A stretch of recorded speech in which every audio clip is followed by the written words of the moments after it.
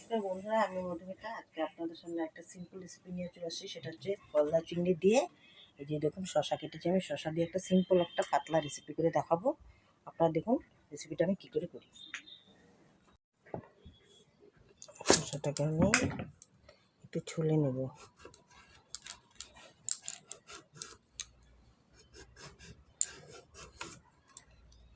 যত শক্ত হবে শশাটা তত খেতে ভালো হবে।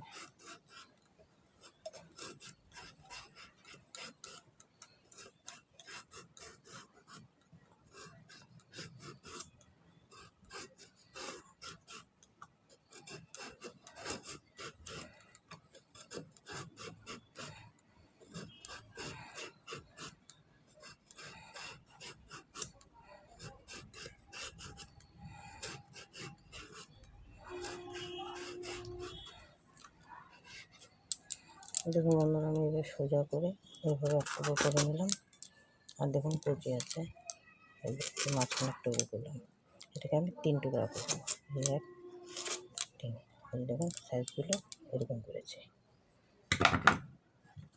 এইভাবে আমি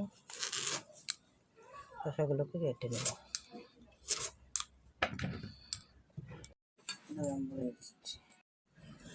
বন্ধুরা, আমি এখানে দুটো বড় বড় সাইজের শসা নিয়েছি। এই শসাগুলোকে আমি কেটে নিয়েছি, এই যে দেখুন টুকরো টুকরো করে। এই শসা দিয়ে আজকে আমি গলদা চিংড়ি দিয়ে একটা রেসিপি করে আপনাদেরকে দেখাবো। বন্ধুরা, এই শসার সাথে আমি গলদা চিংড়িটা যে করব, সেই গলদা চিংড়ির উপর আমি দিয়ে দেবো এখন পরিমাণ মতো নুন, সাথে দেবো আমি হলুদ গুঁড়ো। এখন আমি গলদা চিংড়িটাকে মেখে নেব।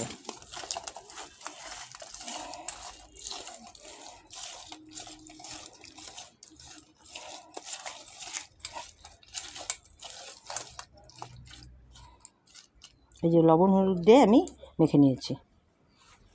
কড়া বসিয়ে দিয়েছি, কড়া গরম হয়ে গেছে। কড়াও গরম হয়ে গেছে। এখন আমি কড়ার মধ্যে দিয়ে দিলাম তেল। বন্ধুরা, আজকে আমি সরষের তেল দেবো না, আজকে আমি এই রেসিপিটা আজকে আমি সাদা তেল দিয়ে করব। বন্ধুরা, আপনারা চাইলে এখানে সরষের তেল ইউজ করতে পারেন, আমি সাদা তেল ইউজ করেছি।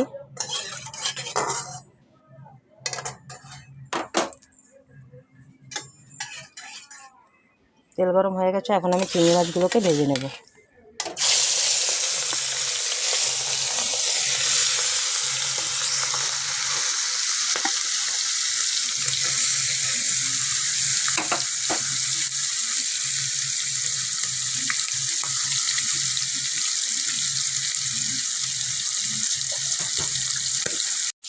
বন্ধুরা, আমি চিংড়ি মাছগুলোকে বেশি কড়া করে ভাজবো না, হালকা ভেজে নেব।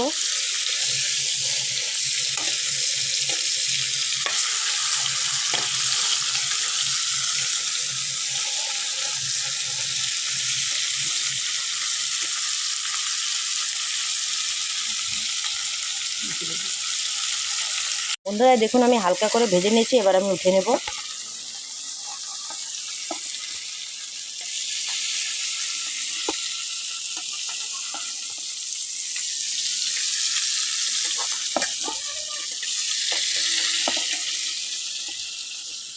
থাকা চিংড়ি মাছগুলোকে আমি ভেজে নেব।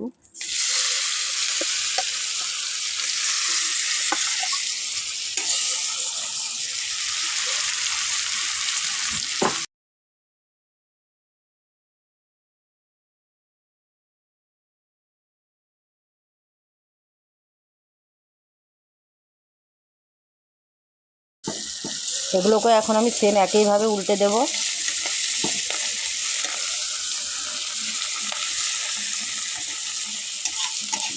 বন্ধুরা, এর আগে আমি দেখিয়েছিলাম শসা দিয়ে চিংড়ি মাছ, সেটা হচ্ছে ছোটো চিংড়ি মাছ। আজ আমি এখানে গলদা চিংড়ি দিয়ে দেখাচ্ছি।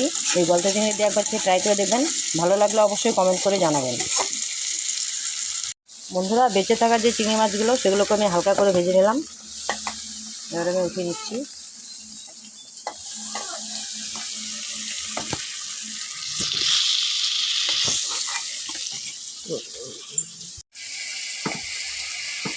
বন্ধুরা, তেলের উপরে আমি সামান্য পরিমাণ সাদা তেল দিয়ে দিলাম। বন্ধুরা, তেল গরম হয়ে গেছে। তেলের উপরে এখন আমি দিয়ে দিলাম 2টো শুকনো লঙ্কা, আর দিয়ে দিলাম এখানে কালো জিরে। এখন আমি তেলের উপর দিয়ে দেবো কেটে রাখা শসাগুলোকে।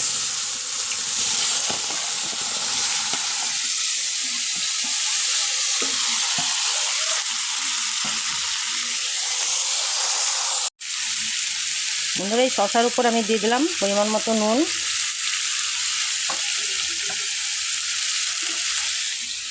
তার সাথে দিলাম আমি এখানে হলুদ গুঁড়ো।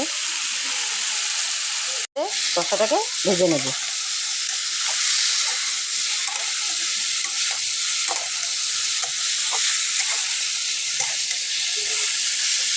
আমি শসাটাকে ঢেকে দিলাম। 5 মিনিট হয়ে গেছে। এবার আমি ঢাকনাটা খুলে দেখব। দেখুন শসার থেকে অনেকটা প্রায় জল ছেড়ে দিয়েছে। এবার আমি এর উপর দিয়ে দেবো মশলাগুলোকে। এখন আমি শসার উপর দিয়ে দিলাম পরিমাণ মতো জিরের গুঁড়ো, তারপর দিলাম হচ্ছে ধনে গুঁড়ো,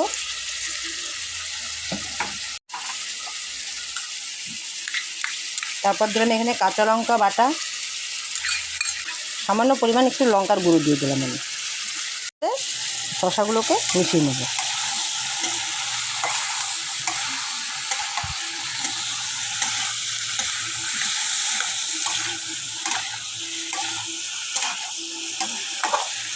বন্ধুরা এটা ঘরোয়া পদ্ধতিতে করলেই হবে। ঘরের যা যা উপকরণ আছে তাই দিয়ে হয়ে যাবে। এই গরমের মধ্যে এই শসা দিয়ে এরকম একটা রেসিপি করে খেয়ে দেখবেন, খুব ভালো লাগবে। মশলাটাকে ভালো করে কষিয়ে নিতে হবে। এখানে আমি এইভাবে টুকরো করে করেছি, আপনারা চাইলে আরও কুচি কুচি করে করতে পারেন। শসা দিয়ে মানুষ অনেক কিছুই খায়, ভাজা খায়, স্যালাড খায়, অনেক রকম খেতে পারে। আমি এই রেসিপিটা করে দেখাচ্ছি, আপনাদের ভালো লাগলে বলবেন আর করে খেয়ে দেখবেন। বন্ধুরা এই কষার উপর আমি দিয়ে দিলাম সামান্য পরিমাণ চিনি।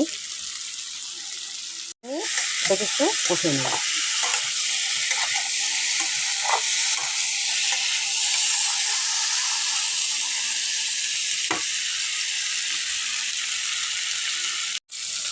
বন্ধুরা দেখুন কষে গেছে, তেলও ছেড়ে গেছে। এখন আমি এই শসার উপর দিয়ে দেবো জল।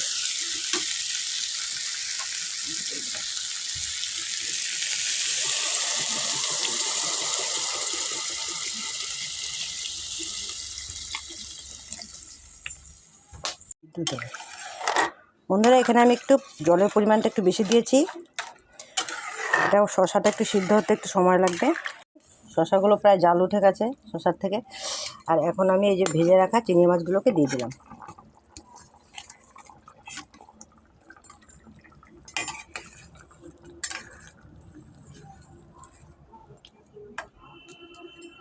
আর 5 মিনিট জাল হলেই আমি নামিয়ে দেবো।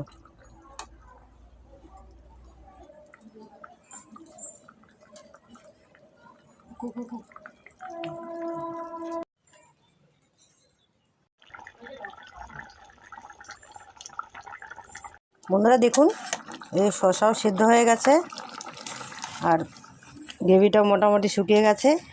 এই যে এখন রেসিপিটা আমি নামিয়ে দেবো। আমি নামিয়ে দিলাম।